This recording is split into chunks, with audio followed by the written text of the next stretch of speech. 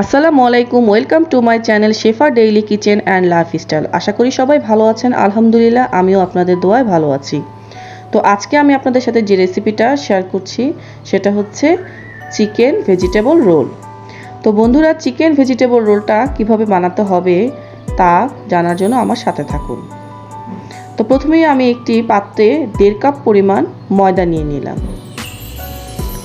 তো এরপরে আমি এখানে অ্যাড করে দিচ্ছি হাফ টেবিলের চামচের চাইতে একটু বেশি লবণ। এরপরে দিচ্ছি একটা ডিম ভেঙে। এরপরে দিয়ে দিব আমি পরিমাণ মতো পানি।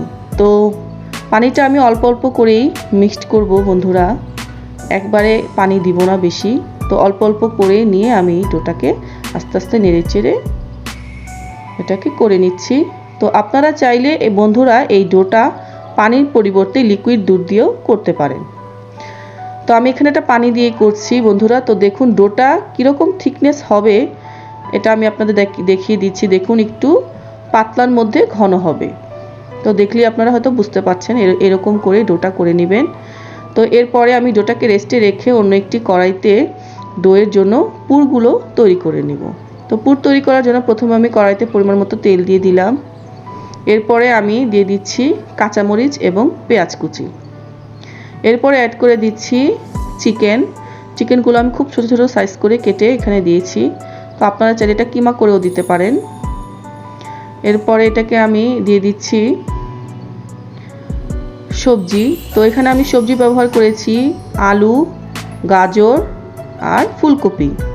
তো আপনারা চাইলে বন্ধুরা এখানে অন্য সবজিগুলোও দিতে পারেন, যেহেতু এখন শীতের সময়। তো এখন শীতের সবজি, অন্য সবজিগুলো আপনারা চাইলে এখানে অ্যাড করে তৈরি করতে পারেন। তো এরপরে আমি দিয়ে দিলাম 1 টেবিল চামচের পরিমাণ লবণ দিয়ে আমি এখন আমার সবজিগুলোকে একটু নেড়েচেড়ে দিচ্ছি এবং এর পরবর্তীতে আমি অ্যাড করে দিব আরও বাকি মশলাগুলো। তো এর পরবর্তীতে বন্ধুরা আমি যে মশলাগুলো অ্যাড করছি, তো এরপরে আমি দিয়ে দিচ্ছি আধা টেবিল চামচ পরিমাণ আদা বাটা, হাফ টেবিল চামচ পরিমাণ রসুন বাটা, দিচ্ছি হাফ টেবিল চামচ জিরা বাটা আর দিয়ে দিচ্ছি হাফ টেবিল চামচ ধনে গুঁড়ো। তো এগুলোকে দিয়ে আমি আমার সবজিগুলোকে আবার একটু ভালোভাবে নেড়ে কষিয়ে নিচ্ছি। বন্ধুরা, গত কিছুদিন আমি আপনাদেরকে ভিডিও দিতে পারিনি, কারণ আমি খুবই অসুস্থ ছিলাম। খুব জ্বর এবং ঠান্ডা লেগেছিল। তো অনেক দিনই লেগে গেছে আমার সাথে শরীর। এখনকার জ্বরগুলো আসলে বন্ধুরা খুবই খারাপ। তো আসলে সহজে আসলে দিতে চায় না, আর জ্বর আসলে শরীরের যে অবস্থা হয় একদম দুর্বল লাগে। তো এর পরবর্তীতে বন্ধুরা আমি দিয়ে দিচ্ছি হাফ টেবিল চামচ হলুদ গুঁড়ো এবং 1 টেবিল চামচ মরিচ গুঁড়ো। তো আপনারা বন্ধুরা চাইলে এখানে মরিচ গুঁড়োটা আরও কম বা বেশি করে দিতে পারেন, যদি আপনি ঝালটা যেরকম খেতে চান তো আপনারা সেই পরিমাণে দিয়ে দিবেন। তো এই অবস্থাতে আমি আমার সমস্ত মশলাগুলোকে নেড়েচেড়ে এখন আমি এটাকে ঢেকে দেব, যাতে আমার সবজি এবং চিকেনটা কুক হয়ে যায়। তো ঢেকে দিয়ে আমি আমার চুলার ফ্লেমটা একটু মিডিয়াম টু লো হিট করে দিলাম। তো দেখুন বন্ধুরা, অফ ক্যামেরাতে আমি আর কয়েকবার নেড়ে দিয়েছি। তো এই তো হয়ে গেল আমার সবজি। এখন আমি আমার যে ডোটা করে রেখেছিলাম সেটা আমি আমার কড়াইতে তো 1.5 চামচ পরিমাণ করে যে ডো দিয়ে দিলাম। ডোটা দিয়ে আমি যেভাবে ঘুরিয়ে নিয়ে আমি আমার রুটিটা তৈরি করে নিচ্ছি রোলের।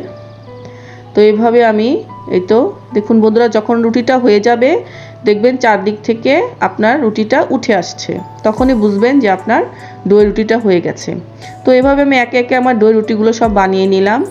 এরপরে আপনার রোলটা কিভাবে বানাতে হবে বন্ধুরা দেখুন, আমি আপনাদেরকে দেখিয়ে দিচ্ছি।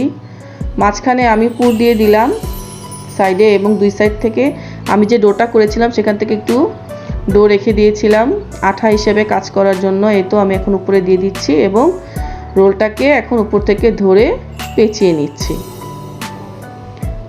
এবং শেষের দিকে আবার একটু আঠা দিয়ে আমি আমার রোলটাকে বানিয়ে নিচ্ছি।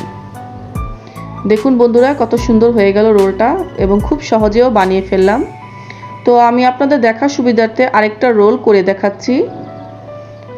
সেম একইভাবেই যে দুই সাইডে একটু আঠার মতো, সেই ডোটা একটু আঠার মতো লাগিয়ে দিচ্ছি এবং উপর থেকে সবজির উপর করে দিচ্ছি রুটিটা, এবং উপর দিক থেকে আমি আবার আমার রোলটাকে এই তো গোল গোল করে এই যে নিয়ে আসছি। তো বন্ধুরা, আমার চ্যানেলটিতে যারা এখনও সাবস্ক্রাইব করেননি, প্লিজ দয়া করে আমার চ্যানেলটিতে সাবস্ক্রাইব করে বেল আইকনটি প্রেস করে আমার সাথে থাকুন এবং নতুন নতুন ভিডিও পেতে সাহায্য করুন।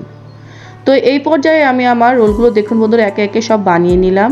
এই তো আমার রোলগুলো হয়ে গেছে, এখন আমি এগুলোকে ভেজে নেব।